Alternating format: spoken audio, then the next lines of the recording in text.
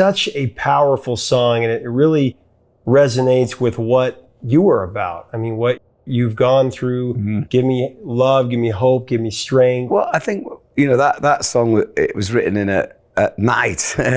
We played at Newcastle City Hall on a British tour.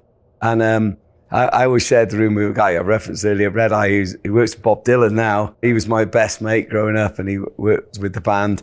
And I was rooming with him, and I woke him up in the middle of the night and said, Red, I've got a song in my head. We've got to go and get some guitars off the bus. And so we went down to where the bus was parked with our guitars, and all we had was towels around our waist, and rummaging around looking for a guitar. And the police caught us, and what are you two doing just with towels around your waist? And I said, I'm writing a song, and it's like Likely Story. And then one of them had been at the gig and recognized me. And then so they let us go, and I got into the room, and the song was Strength.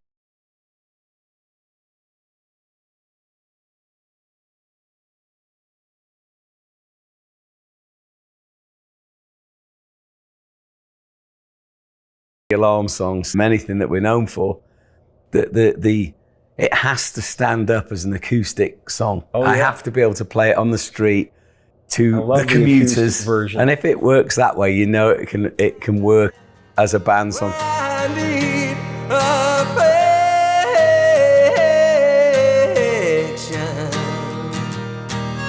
I think that's the great thing when you're a songwriter like Brian Setzer is, or I am, or Bono is, or Bruce Springsteen, because you can write songs, you can step outside your own genre. You don't have to be rockabilly. Right. You can write a rock song one day.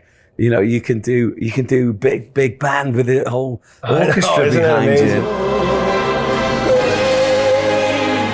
Great change in the fair country. That's the beauty of a song. A song lives on outside of the genre. When you hear the records from 1985, they are time-stamped for the 80s. Yeah.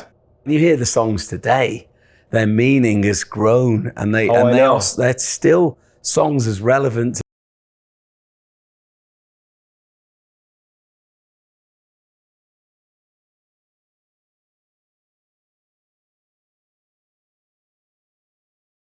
Give me strength. And those are things that you hear in the type of music you've been talking about, the battle cry type music, the Springsteen, the Dylan, like Badlands by Springsteen, faith and hope and strength. To me, they were three words that had started creeping in the songs I was writing for the Strength album, and it started happening right at the end of the Declaration album. I wrote a song called Walk Forever by My Side, and it had love, hope, and strength. I need your strength to help me make it. And then I wrote D-Side, which is about the closing of the steelworks where I lived, and that also had love, hope, and strength. A little bit of hope, a little bit of strength, some fuel for the fire. And I thought, these are common denominators. They can run through the hard times, and they can run through the joyous times when you're celebrating the love of someone in your life who's helping you to live and move forward. And so I wrote a song with them as the actual frame of the song. And really, I didn't give too much thought about the lyrics because they just came out in the stream of consciousness of writing the song. I didn't know why. And the second line, who will be the lifeblood coursing through my veins, when I repeat that line in the fourth verse, I sing, who will donate the lifeblood coursing through my veins.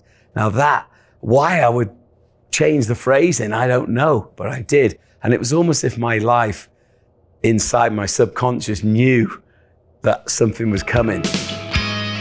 Those words needed to be in my life to help me survive when I was eventually diagnosed with cancer. The chemotherapy that had managed Mike's leukemia for so long stopped working.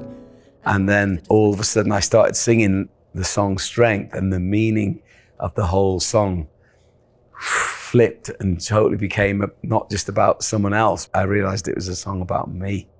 That's the beauty of music.